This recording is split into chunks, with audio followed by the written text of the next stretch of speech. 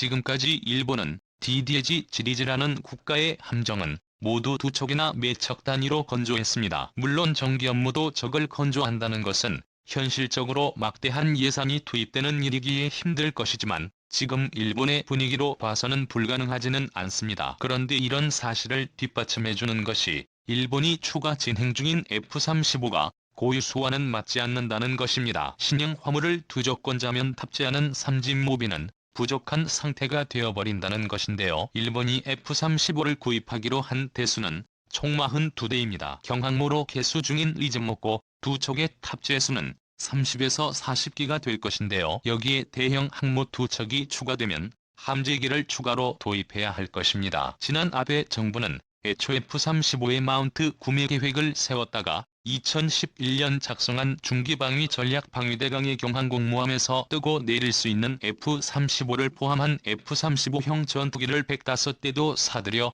전체 보유 규모를 147대로 늘리기로 하는 내용을 넣었습니다. 그런데 현재의 정황으로는 일본을 최소 한 척 이상의 정규 항모도 추진 중이라는 것입니다.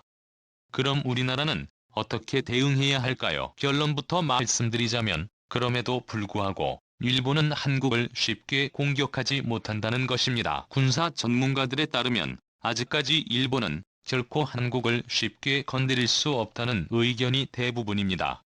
그 이유는 바로 한국의 미사일 때문인데요. 오래전부터 한국에는 북한을 억제하는 다양한 전술적인 수단이 제기되어 왔습니다. 그 때문에 F-352가 도입된 것이기도 한데요. 만 35에는 평양까지 단숨에 날아갈 수 있는 스텔스 전투기입니다. 물론 일본에는 대수에 못 미치는 상황이지만 한국도 40여 기가 들어오기 때문에 북한 제어에는 충분한 역할을 합니다. 이 때문에 북한은 한국의 F-35의 도입에 대해서 전격 비판을 하며 한반도를 전쟁통으로 만든다고 성명을 낸 바 있을 만큼 민감한 반응을 보여왔습니다. 하지만 이것은 전쟁 억제력은 갖고 있지만 실질적인 무력 행사에는 큰 영향을 미치지 않습니다. 하지만 한국의 미사일 전력은 그 성격이 다른 무기체계입니다. 일본 역시 한국의 미사일 전력이 상대방을 묶어둘 수 있는 전략적 무기라는 것은 이미 인정하고 있는 상황인데요. 과거 한국은 오랫동안 한미 미사일 지침으로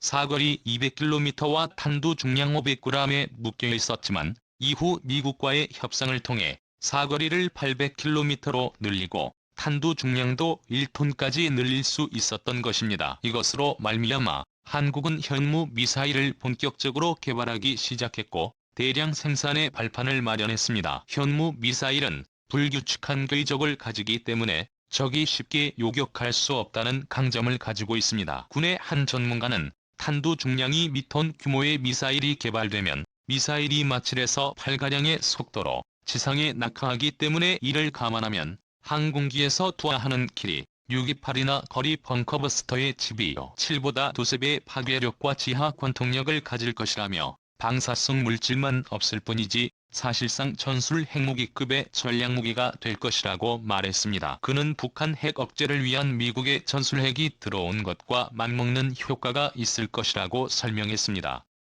그런데 그 억제력은 북한만 포함된 것이 아닙니다. 일본, 중국 등 동북아의 모든 주변국에 포함되어 있습니다. 북한이 수소폭탄 실험을 감행하는 등 다양한 위협을 해왔기 때문에 미국과 꾸준하게 탄두 중량을 늘리는 방안을 협의하며 괴물 미사일이라고 하는 허무 후보를 한국은 개발한 것입니다. 현무포는 사거리 800km의 탄두 중량은 2톤 정도로 2017년 문재인 대통령과 도널드 트럼프 미국 대통령의 정상회담으로 2017 개정 미사일 지침이 채택되면서 탄두 중량 제한이 없는 미사일 개발이 이루어졌습니다. 중국 정부 때문에 공식적으로 사거리를 많이 늘려가기는 어렵기 때문에 탄두 제한만 해제한 것인데요. 지금과 같이 미국이 동북아시아에서 한국과 일본의 군사력을 대폭 증강시켜 중국을 견제하려 한다면 한국의 미사일 사거리는 사실상 중국까지 모두 포함하게 될 가능성도 매우 커지게 됩니다. 다만 한국은 중국과 사드 갈등을 겪은 바 있기 때문에 사거리를 늘리는 미사일 개발이나 공개는 신중할 것입니다. 그러나 사거리를 수천 킬로미터로 늘리는 것은 얼마든지 우리 기술로 가능하며 대량 생산까지도 가능할 것이기 때문에 중국은 물론 일본도 적잖은 위협을 느낄 것입니다. 만약 한국과 일본이 전면전이 발생하게 된다면 일본은 한국의 미사일 사거리에 모든 사정권 안에 들어오게 되므로 사실상 한국의 위협은 불가능에 가깝습니다. 아무리 항구와 전투기를 확보한다고 해도 미사일을 대량으로 확보한 국가에는 쉽게 대응이 불가능한 것으로 최근 한국은 북한과의 평화 모드를 추진함에도 오히려 국방비를 매년 지속적으로 늘리고 있는데, 이는 현무 미사일의 대량 생산에도 적극 반영되어 주변국의 공격력을 억제한다는 방침을 가지고 있습니다. 동북아시아 정세가 점점 더 혼란스러워지고 중국의 위협이 가시화가고 있는 상황에서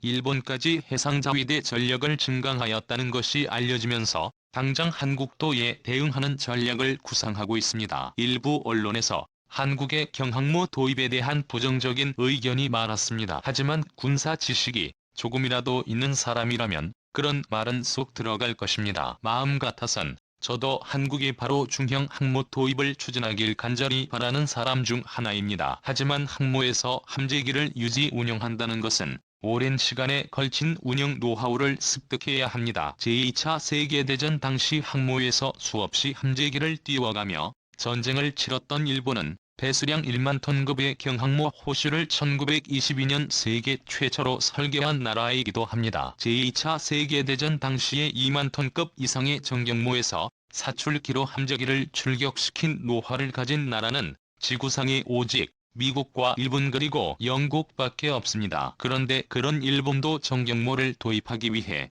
헬기 탑재 수송관부터 시작해 30여 년의 시간을 들여 중형 항모 도입을 꿈꾸고 있습니다. 반면 한국의 경우 항모 건조 기술력과 운용 능력은 솔직히 미지수입니다. 우리는 마리논이나 오스프리 등 회전이 큰 공기의 운영 노하우부터 착실하게 쌓아갈 필요가 있다고 전문가들은 조언하고 있습니다. 이번 국방중기 계획 발표를 보면 문재인 대통령 재임 기간 중 세 번째 헬기 탑재 호위함을 3만 톤급 경험으로 우선 건조하고 그것을 징검다리 삼아 정병모 건조로 넘어가려는 계획을 갖고 있습니다. 한편 일본은 2013년 이후 이즈모급 경항모에 F-35를 탑재할 것으로 보입니다. 일본의 차기 항공모함 건조 소식도 그 이후 흘러나올 것으로 보이는데요. 한국 해군도 F-35를 추가 발주해 2030년 이후 F-35를 실은 경항모를 보유하기 때문에 일본보다는 다소 늦은 전력 배치라 할 수 있습니다. 현재 한국은 두 개의 의견이 팽팽히 맞서고 있습니다. 경항모라도 서둘러 항모를 건조해 주변국 위협에 대응하자는 의견과 한두 푼 가는 항모도 아닌데 일단 만들려면 제대로 된 중형 항모로 만들자라는 두 가지 의견이 아직도 대립 중입니다. 하지만 새로운 전략 자산은 도입도 많은 시간이 들어가지만 많은 국방 예산이 들어갑니다. 하물며 전략 자산의 끝판왕이라 할 수 있는 항모 도입은 더욱 신중해야 합니다. 해상 강국이라 할 순일본도 계단을 오르듯이 하나씩 밟고 진행하고 있습니다. 여기에 더해 일본에게는 한국과 주변국을 위협하는 전쟁 가능한 국가로 갈 수 있습니다. 따라서 한국은 주변국의 위협 때문에 국방력을 최대한 끌어올리는 작업을 진행하고 있습니다. 현무포의 사거리와 탄두 중량이 늘어날수록 주변 국가들도 쉽게 한국을 넘볼 수 없는 국가로 인식시키고 있습니다. 지금은 확실한 전략 자산을 보유하고 실패 없이 한국의 국방력을 키워가는 것이 중요한 시기입니다. 미루는 중국이 한국을 호시탐탐 노리고 있으며 밑으로는 일본에서 날카로운 발톱을 숨기고 있습니다. 만약 여러분들 중에 단 한 번밖에 없는 기회로 목숨을 거는 도박을 하라고 하면 할 수 있는 사람이 과연 몇이나 있을까요? 내 가족의 생명이 단 한 번의 선택에 달려 있다고 한다면 최대한 안전한 방법을 선택하는 것이 옳은 선택이지 않을까 생각합니다. 한국과의 안위도 마찬가지입니다. 지금 당장 몸집을 부풀리는 것도 중요하지만 주변국이 무시하지 못하는 전력을 확보하고 차근차근 내실을 다져 강력해지는 것도 중요합니다. 실패 없는 군사력 증강만이 우리 대한민국이 혼란한 동북아 정세에서 살아남을 수 있는 유일한 방법입니다. 지금까지 세상의 모든 군사 무기를 얘기하는 버릇이 보였습니다. 시청해주셔서 감사합니다. 구독과 좋아요, 알람 설정은 좋은 영상을 만드는 데 많은 도움이 됩니다.